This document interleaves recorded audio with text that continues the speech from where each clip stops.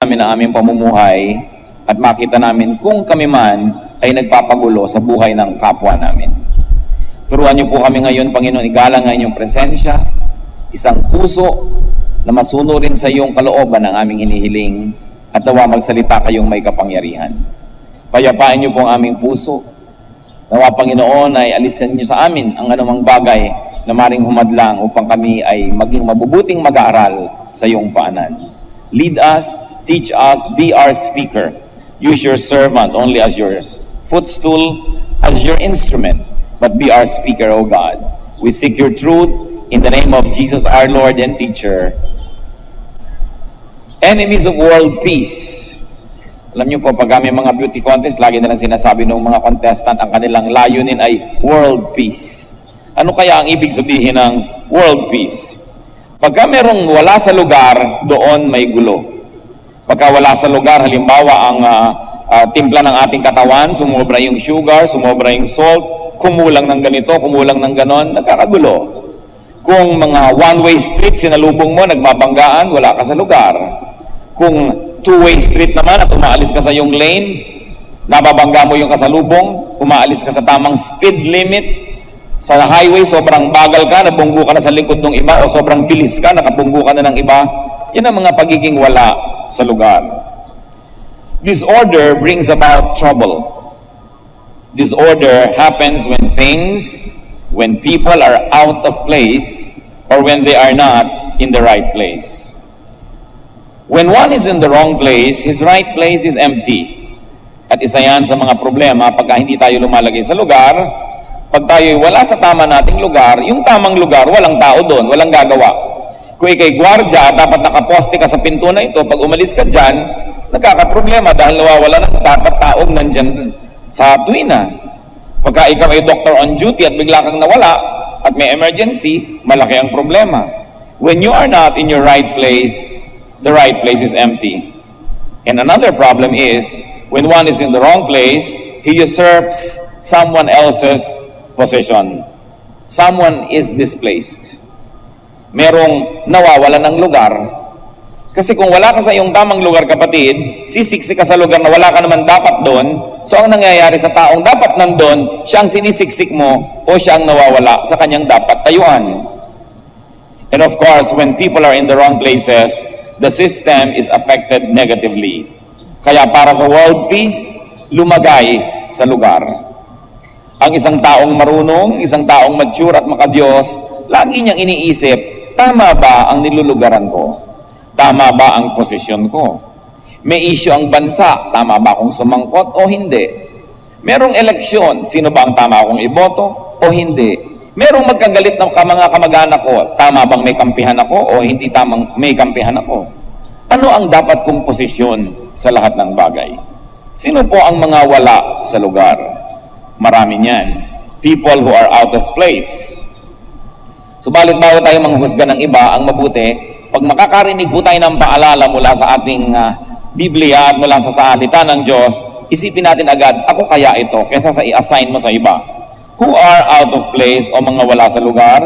May pag-uusapan tayong 8. Kaya ang atin pong pamagat ay 8 kalaban ng kapayapaan sa daigdig, or 8 enemies of world peace. Una, mga matandang nagbabata-bataan. Mga matandang isip bata, wala sa lugar. Dapat ang taong tumatanda ay may pinagkakatandaan. Dapat ang pag-usad ng panahon, bawat araw, linggo, buwan at taon, umaasenso ang ating pag-iisip, lumalalim ang ating pangunawa, humahaba ang ating pasensya. In other words, nagiging mature tayo. Sapagkat yung kakitiran ng isip, kakitiran ng pasensya, laging pagmamadali, impatience, selfishness, these are signs of childishness. Sa asal, sa ugali, sa pag-iisip, dapat ang tumatanda ay may pinagkakatandaan. Ang ating mga pangit na asal 10 years ago, dapat wala na ngayon, hindi nandiyan pa rin. At pag ipinahabaan pa ang buhay natin ng another 10 years, nandun pa rin na naman, parang walang nangyari. Lalong-lalo sa anak ng Diyos, na nakikinig pa raw ng salita ng Diyos, na nanalangin, humihingi ng presensya ng Espiritu, dapat may pagbabago. Hindi natin sasabing, ganyan talaga ako, ganyan na talaga ako, kaya nga may Diyos. Sapagkat sa ating pakikipag-isa sa Diyos, tayo'y patuloy na nagbabago, pabuti ng pabuti. Sabi sa 1 Corinthians 13:11, when I was a child, I talked like a child. I thought like a child. I reasoned like a child. When I became a man, I put childish ways behind me.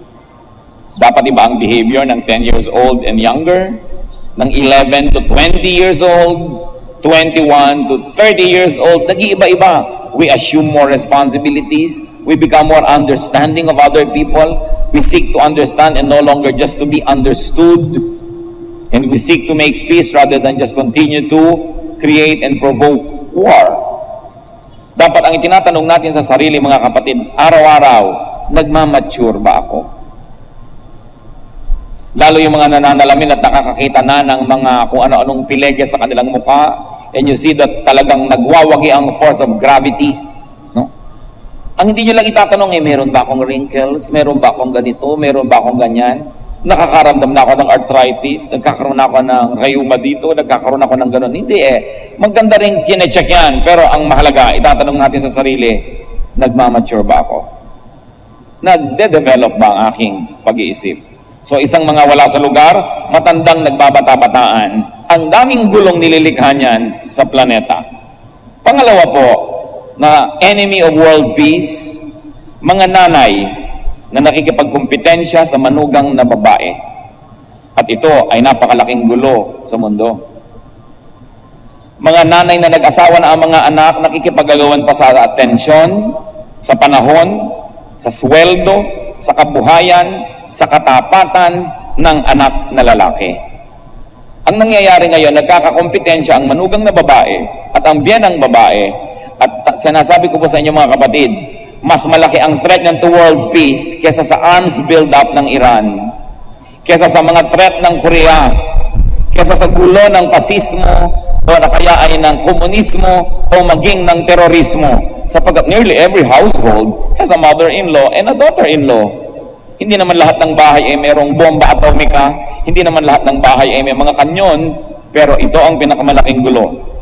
Nalilimot ng mga ina na ang kanila pong papel ay palakihin ng anak at matapos ay i-deliver ito sa mapapangasawa. Ang partner ng ina ay ang ama, hindi ang kanyang anak. Ang partner ng may asawa ay ang kanyang asawa, hindi ang kanyang magulang. Bagamat dapat tayong patuloy na maging mapagmahal sa ating mga magulang, wala dapat nalilito kung sino ang sino.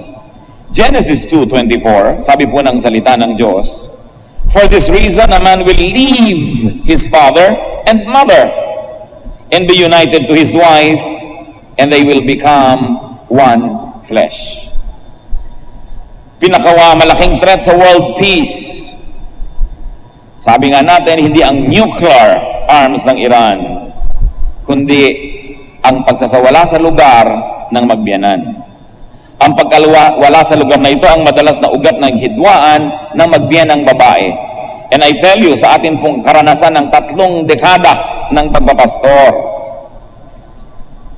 ito ang pinakamalaking problema ng sangkatauhan, ang magbiyanang babae. Higit pa sa drugs, higit pa sa krimen, higit pa sa tsunami o mga bulkang pumuputok o kaya mga gumuguhong mga bundok, sapagkat mas maraming buhay na sinisira ang ganitong mga hidwaan. Dapat lumagay sa lugar. Ang babae ay reyna sa bahay ng kanyang asawa, hindi sa bahay ng kanyang anak. Kaya ang mga manugang na babae, kung nakikisuno naman kayo sa inyong mga biyanan, ang reyna doon ang inyong biyanang babae. Pero ang mga biyanang babae naman, kung nasa bahay kayo ng inyong anak, huwag lilimutin, ang reyna doon ay inyong manugang. Pag ang lahat ay lumulagay sa lugar, hindi magkakagulo ang mundo. Ano po ang isang description sa isang babaeng matino? Proverbs 31:27 and 28. She watches over the affairs of her household. Her husband praises her. Nakikita niyo po ang inaatupag niya ang kanyang sariling tahanan, at ang gusto niyang makasama, ang pagpuring dapat niyang tanggapin ay galing sa kanyang sariling asawa. Isa lang ang pwedeng reyna ng tahanan sapagkat iisa ang trono, at nagkakagulo ito pag may nag-aagawan. Ang nanay, partner ng tatay. Manugang na babae, partner ng anak na lalaki. Hindi yan dapat nakakalito. Napakasimpleng katotohanan na walang dapat nakalilito. Kaya ang atin pong laging mungkahi at pakiusap sa mga biyenang babae, sapagkat kayo po'y higit na may edad, may impluensya, at nakapwesto na kayo sa inyong pwesto bago pa man ikinasal ang inyong mga anak. Mas malaki ang inyong kakayahan na ayusin ang relasyon ninyong magbiyanan. Mas malaki ang inyong pananagutan. To whom much is given, much is required. Hindi naman dapat limutin ang mga manugang na dapat nila talagang gawin ang lahat ng kaya nilang gawin upang maging magalang, mapagmahal, upang maging mabuting manugang. Subalit, sa edad na lang, pag kayo'y tinuusan ng Diyos, mas malaki ang pananagutan ng mas nakakatanda.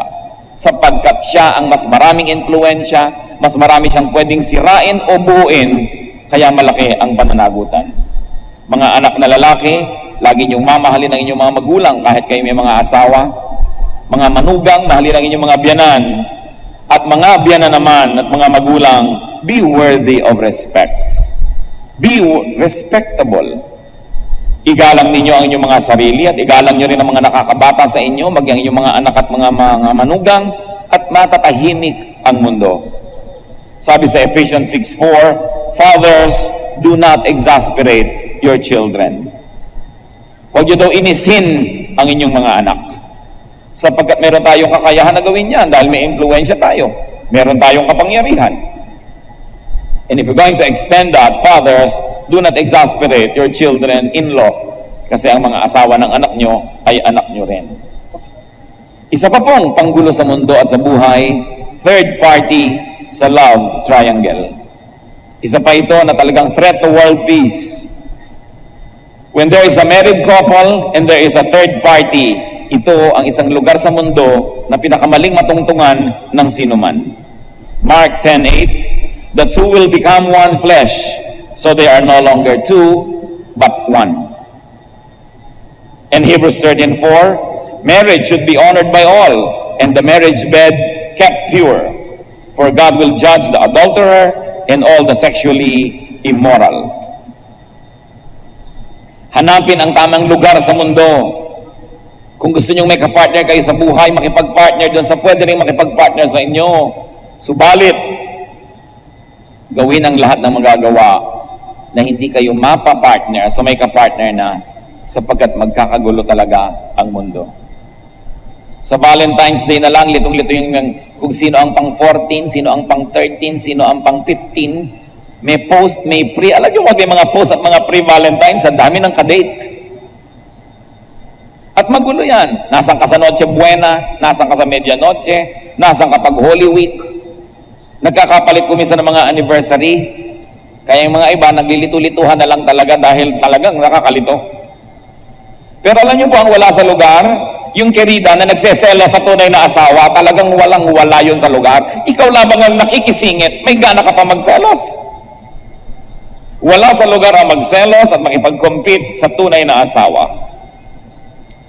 Kahit kapag ang kerida, magkaroon ka naman ng class, huwag mong limutin kung sino ka. Yan ang gulo ng mundo. Nalilimot ng tao kung sino siya. Nakikiambus-ambus lang ang gusto pa sa kanyang jackpot. Mali na nga, lagyan man lang ng konting decorum. Kaya siguro may aklat na lumabas noon, etiquette for mistresses. Kagandahang asal, no? Sa mga kulasisi. Dahil kung minsan yan pa ang mga malalakas ang loob mag-demand, magselos, walang-wala sa lugar. Isa po pong enemy of world peace, parents who live through their children. Mga nabigong maging dentista, pinipilit ang anak nila maging dentista. Mga nabigong maging engineer, pinipilit ang anak maging engineer. Dahil hindi nila maipamuhay ang kanilang mga pantasya sa buhay, gagamitin nilang props ang kanilang mga anak na tagatupad ng kanilang mga di natuloy na mga pangarap. It's out of place. Making the children live out their parents' dreams and fantasies and frustrations. And you know why it's wrong? Because every person is wonderfully made. Every person is uniquely designed by God. Psalm 139 verse 14, I praise you because I am fearfully and wonderfully made. Ang bawat nilalang ay kahanga-hanga ang pagkakalikha ng Diyos. At meron siyang likhas na ibinigay ang Diyos. At ano po ang tungkulin ng mga magulang? Tulungan ang batang hanapin ang likas na mga bigay na to't kaloob. At siya ay doon mag-develop as a person. Parents are to help their children become what they are designed to be. Marami sa mga magulang nalilito kung anong ibig sabihin ng pagiging magulang. It is to nurture our children so that they can become what God intended them to be. Another enemy of world peace, people who live on others. Kanina, people who live through others. Ngayon naman, people who live on others. Yung mga tao na ang iniinom nila ay iniistro nila mula sa dugo ng kapwa. People who harvest what they never plant. 2 Thessalonians 3:10, if a man will not work, he shall not eat. Ang mga tamad ay hindi dapat na naghahanap ng ginhawa ni ng makakain man lamang, except of course when we are sick or we are momentarily unable to make a living. Genesis 3:19, ano po ang utos ng Diyos sa tao? By the sweat of your brow, you will eat your food. Pagpawisan mo ang iyong kakainin. Huwag yung ang tanda-tanda mo na nakaasa ka na lang lagi sa kuya mo o sa kapatid mo o sa ate mo. Pati pambili mo ng cellphone na gusto mo pa ay may bread toaster sa loob, hihingin mo lang pala, yabang-yabang mo pa mag-cellphone. Ang load mo, dinidilihensya mo lang, text ka pa ng text. Gusto pa mag-party ng mag-party tuwing birthday, eh, wala namang kinikita, bagsak-bagsak naman ang mga grade. So, wala sa lugar. Lumagay sa lugar, pati ang mga anak. Alam niyo po kung isang dahilan kung mahirap ang Pilipinas, may isang nagtatrabaho, may 10 nakadagan. Paano ka aahon? Paano ka babangon? Napakaraming humihila sa iyo pababa. Napakaraming umaasa. Napakaraming gustong magdilihensya. Pag tigi-tigisanan ka na lang ng birthday ng mga kamag-anak mo, hindi ka na mapapahinga buwan-buwan. Kaya if anyone does not work, he should not eat. At isa sa 10 Commandments, ang hindi sa iyo, huwag mong paghangaran. Exodus 20:17, you shall not covet. Meron po kaming kilala, maluwag ang bahay nila sa isang neighborhood na maraming tao ang siksikan. Tuwing may namamatayan sa neighborhood, pinupunta sila, pwede po bang magburol sa inyo? Maluwag naman kayo. Pambihira naman. Pinaluluwag ng mga tao yung bahay nila para maginhawa sila. Ang gusto ng lahat sa paligid, pasikipin. Pinaghahangaran nila ang hindi kanya. Ang luwag-luwag nyo pala dito na lang kami lagi magpapahinga, di sisikip na rin. You should reward people when they fix their lives and make it better. But if they make their lives better and you covet what they have, you will actually punish them and then you will demotivate them. Nawawala ng gana tuloy yung iba na magpa-asenso sa buhay dahil hindi nawawala ng mga molestyador. Makaka-afford na sana ng maliit na swimming pool pero sa dami ng gusto makipaligo, hindi na lang dapat ituloy. Makakapagpatayo na dapat ng maliit na bahay bakasyonan sa dami ng gustong makibakasyon. Napeperhuisyo ang kapwa na pinapa-asenso ang sarili dahil pinagnanasaan ng mga kaibigan at kapitbahay at mag-anak ang di naman nila pinaghirapan. Isang masamang ugali at hindi dapat na pinaiira lalo sa mga anak ng Diyos. Hindi balik kung kayo inaanyayahan at iniimbita. Pero yung naimbita kayo minsan, hindi ibig sabihin automatic na lagi na kayong naiimbita o kaya ito kayong iniimbita nyo na ang inyong sarili. An invitation is good for only one entrance. You need another invitation for another entrance. Lumagay sa lugar. Meron pa na makakakita ng maluwag na bahay ng isang tao, pati mga hindi kakilala ng taong yung gustong dalhin doon. Pwede ko bang gamitin ito? Kasi meron ako mga kaibigan na gusto nila sa maluwag na bahay. Kung wala kayong bahay na maluwag, magpasensya kayong tumira sa bahay ng posporo. Bakit nyo paghahangaran ng hindi sa inyo? Wala sa lugar, magulo ang mundo. Another enemy of world peace, subordinates. Mga sakop na ayaw pasakop. People who break the chain of command. May kaayusan ng lahat ng bagay. May chain of command. Titus 2:9-10, teach the slaves, therefore the subordinates, to be subject to their masters, therefore organizationally the superiors, in everything. To try to please them, not to talk back to them, and do not steal from them, but to show that they can be fully trusted. So ano pang inuutos sa mga alipin? Lumagay sa lugar. Bigyan nyo ng kasiyahan ang inyong mga amo. Huwag nyo silang sagot-sagutin at huwag nyo silang nanakawan. Ipakita nyo kayo karapat dapat pagtiwalaan. At siguro hindi man lang sinabi dito, ang inevitable conclusion ay kayo'y magagantimpalaan pag ginawa nyo ang ganitong mga bagay. So lumagay sa lugar. Hindi yung ikaw ay empleyado at pagka napagsasabihan, sumasama ang loob. Katulong ka, pag tinuturoan ka ng gagawin, nagdadabog ka. Colossians 3:22, slaves, obey your earthly masters in everything, and do it not only when their eye is on you, and to win their favor, but with sincerity of heart and reverence to the Lord. Meron pa mga waiter, tatawagin mo dahil itatanong mo ang tungkol sa mga gusto mong makain. Ang tagal-tagal mo nag-iisip, sabi, ganyan na lang ganyan.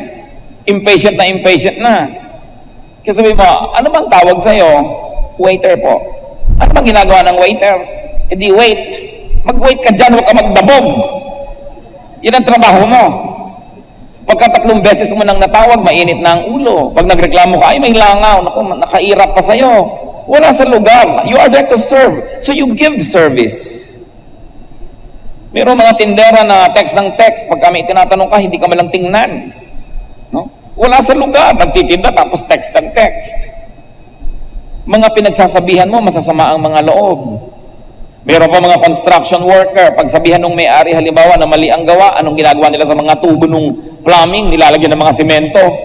Maliit na butas na lang ang natitira. Kaya after 1 week, barado na. Pinagtatawan na nila yung may-ari, barado ang ginawa niya. Pero hindi niya kaya alam na may Diyos na nakakaalam ng ganung mga bagay. Kasi ikaw, pagka carpenter, dapat gumagawa ka, hindi ka sumisira. Binabayaran ka para magtrabaho ka. Ang mga tao gusto nila, meron silang sweldo, pero mga ayaw magtrabaho.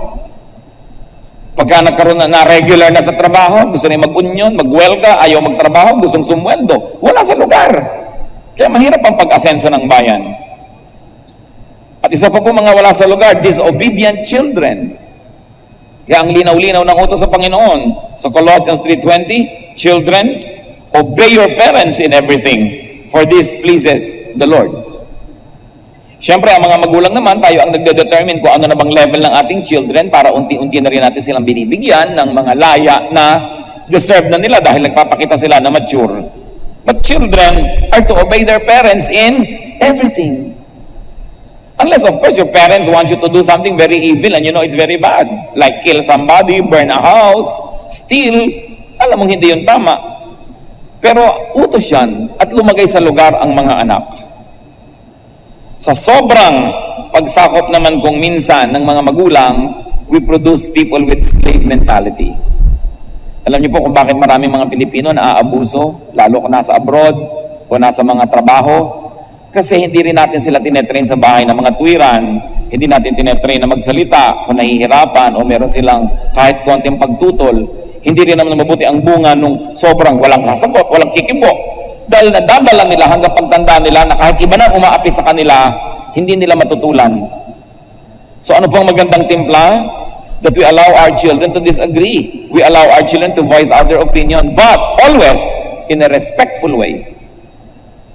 And once they have aired their opinions or view, and still you decide against it, then they obey you, magandang usapan yon. Pero dapat po binibigyan din natin sila ng pagkakataong magsalita, mga tuwiran, basta't laging magalang. At matapos maiparinig nila ang kanilang gustong sabihin, ang pasya pa rin natin, salungat man sa gusto nila ang masusunod. Pero at least nasabi nilang gusto nila, at tayo naman mga magulang, kung nakita natin may point na sila, should be humble enough to say, oh anak, tama ka dyan. Hindi yan sign of weakness, it is a sign of strength.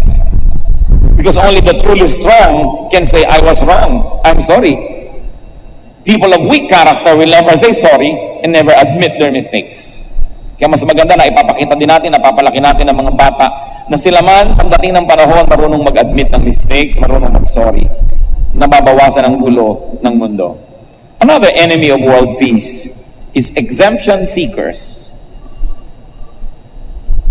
Yung meron ng mga batas, ayaw pang sumunod, laging gusto, pwera sila, laging gusto, hindi sila kasali, pagka sila, you break the rules. People who place personal interest above social order, above fairness.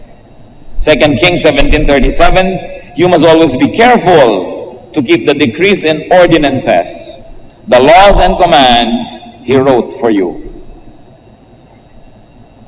So kung may mga ordinansa po, may mga kautusan, mga alituntunin, sundin natin. The only time when you should ask for exemption is when times of matter of life and death, of extreme emergency. Pero in every other way, para may kaayusan ng lipunan, sumunod sa kaayusan at sa mga dapat sunding mga batas. Isa sa mga dahilan kaya ang gulo-gulo ng ating traffic, sinabi ng walang titigil dito, tumitigil. Sinabi ng walang tatawid dito, tumatawid. May mga overpass na, nagkakagulo pa rin yung tao. May bakod na, sinasampa pa, inaakyat pa. At oras at nakasagasaan mo, kasalanan mo pa rin. Samantalang hindi mo naman inaasahang may tao dun dahil may bakod yung gitna ng kalsada at may overpass, ba't may tao? Pero sa hindi pagsunod sa batas, dahil ang gusto ang sarili ang masunod, nagkakagulo ang lahat. Philippians 2:4, each of you should look not only to your own interests, but also to the interest of others. And finally today, although dapat marami pa yan, yung mga enemies of world peace, intruders, gate crushers, privacy violators. Ito, napakaraming Pilipino ang guilty. Marami sa atin, wala tayong galang sa privacy ng iba. Nakikinig sa mga private conversations. Ano po ang gagawin ninyo kung kayo ay nasa isang lugar na may telepono, biglang nag-ring at biglang nakikipag-usap yung kausap nyo kanina nasa telepono na at mukhang ang pinag-uusapan nila ay private matter? Ang tamang gawin ng sibilisadong tao ay tumayo, lumayo, tumingin sa painting, sa langit, magbilang ng paru-paro, do something so that you don't hear the conversation. Yun ang ginagawa ng matinong tao. So magtanong tayo sa sarili natin, matino ba ako o pagka meron, nakikinig pa ako lalo? At yung iba sumisingit pa, ano daw? Sabihin mo, ganito, ganyan. Hindi naman siya kasali sa usapan. Ako napakaraming ganyan sa mga bahay Pinoy. Hindi naman kasali, sumasali. People who read someone else's letters o kaya ngayon mga text. Pag hindi nyo cellphone, hindi nyo dapat binabasa ang laman yan. Liba na lang siguro asawa kayo at meron kayong duda na may ka-text yan, pwede siguro dahil hindi na siya separate from you, you are one. Pero only when the unity of your union or when the strength of your union is threatened on all other things, you should give your spouse privacy. Yung pakikitungo niya sa kanyang mga kamag-anak, sa kanyang mga kaibigan, sa kanyang mga empleyado o kasama sa trabaho, may privacy siya dapat doon. Ang pwede lang panghimasukan ng isang asawa kung merong panganib na may nang aagaw sa kanyang asawa. People who enter private spaces without being invited. Lalo mga bedrooms. Yun mo mga bedroom, kahit sa sarili natin mga kapatid, mga anak, magulang, abay kumakato ka naman bago ka pumapasok dyan, hindi ba para ka pumapasok sa plaza. May privacy dapat tayong ibinibigay sa ating mga kapwa-tao, including private moments. Kung minsan nakikita mong merong tao, nag-uusap sila, bulungan na nga, lalapit ka pa, sasali ka pa, mag-aalo ka pa ng kung ano-ano, gusto mong kape, gusto mong candy, kasi gusto mo lang sumali sa usapan. Minsan may mag-amang nag-uusap o mag-ina, magkapatid, mag-asawa, pag nakita nyo medyo tahimik ang usapan, huwag muna kayo sumali. Liban na lang, yayain kayo, hali kayo rito, makiupo dito. Kasi napakahirap nung, lalo kung maliit ang space nyo sa bahay, tapos wala pa kayong paggalang sa isa't isa, sobrang daming pressure, umiinit tuloy yung ulo ng mga tao, hindi maipahiwatig kung ba't nagdadabog, yung pala naiinis na, hindi naman masabi, dahil hindi nga tayo na-train magpahayag ng ating damdamin. So kung ano-ano tuloy ang ginagawa, kung ano-anong escape ang ginagawa, lalong lumalaki ang problema. Kahit po mga magulang, asawa, kapatid o kaibigan, dapat gumalang tayo sa privacy ng ating kapwa. So Genesis 43:30, ano pong nakita natin ginagawa ni Joseph? Joseph hurried out and went into his private room. So meron siyang sariling kwarto kung saan kung gusto niyang umiyak, tumawa, malungkot, sumaya, ay meron siyang pagkakataong gawin yon na hindi napapanood ng iba. John 6:15, Jesus withdrew again to a mountain by himself. So pati ang Panginoong Jesus may mga private moments. Hindi niya kasama yung mga disciples, nag-iisa lang siya. So bibigyan po natin ang ating mga mahal sa buhay ng private moments. Hindi ibig sabihin no, na hindi na nila tayo mahal o dapat na tayong magalit kung sila nananahimik sa isang gilid o gusto nilang mapag-isa sandali. Pati po ang ating mga pinagtitiwalaan ng mga sikreto, our confidants, must respect privacy. Even the so-called partners in crime must respect privacy. Ano pong ibig kong sabihin? Nung araw, meron kayong ginagawang masama kasama ang isang taong ito. Tapos ngayon, naging Christian kayo, nasa church kayo, gusto mo magpatotoo, gusto mong bulat-latin ang bituka mo sa harap ng lahat. Pero yung bituka mo lamang ang bulat-latin mo, huwag mo siyang isasali. Huwag mo sasabihin, mga kapatid, nung araw po ako nakikiapid. In fact, ang kaapid ko po ay nandito. Nakaputi po siya ngayon. Naku, pinapawisan na ng malapot ang mga tao kung sinong ibibisto mo. Kaya yung testimony kung minsan nakakatakot gawin. Kasi ang mga nagtetestify, hindi nila alam kung saan titigil at kung hanggang saan ang pwede nilang sabihin. Akala nila, ibig sabihin ng magandang testimony, bulat natin ang kahuli-huli ang imaymay ng kanilang bituka sa publiko at pagpiestahan ang lahat ng kanilang mga ginawang kalaswaan. Dapat pag nagpapatotoo, general terms lang at na hindi sobrang nag-glorify yung sin, yung devil. At kung may kasama kayo sa paggawa ng kaaliwas-wasan at hindi naman siya nagkukusa na magpatotoo, huwag niyo siyang isali. Then you can say, meron po ako nakasama noon sa kasalanan. Yun na lang. Pero huwag na magbigay pa kayo ng clue at kung ano-ano pa. Dahil hindi ninyo buhay yung buhay niya. Maski nagkabuhalang buhay niyo noong paman. Hindi tayo kumisan marunong mag-handle ng ganyan. At alam niyo pa, isang napakahamak na uri ng pag-iisip at ugali. Yung magkaibigan kayo ngayon, maganda ang samahan ninyo, friends kayo, vibes kayo, at may mga isinyer siyang sikreto, at bukas, nagkasamaan kayo ng loob, at nagalit ka at nag-away kayo, lahat ng sikretong alam niya, ibubulgar mo. Ito ang pinakamababa at pinakahamak na ugali. Because whatever is shared with you in confidence and in good faith must be respected, though you are no longer friends. Kung ikaw ay tunay na tao. Sapagkat kung magkaaway kayo nung araw, hindi niya sasabihin yan. Kung hindi kayo magkapalagayang loob at hindi maganda ang inyong samahan, hindi niya sasabihin yan. So sa paggalang mo na lang dun sa magandang panahon na kayo nagkakasundo, hindi mo dapat i-violate ang trust niya nun.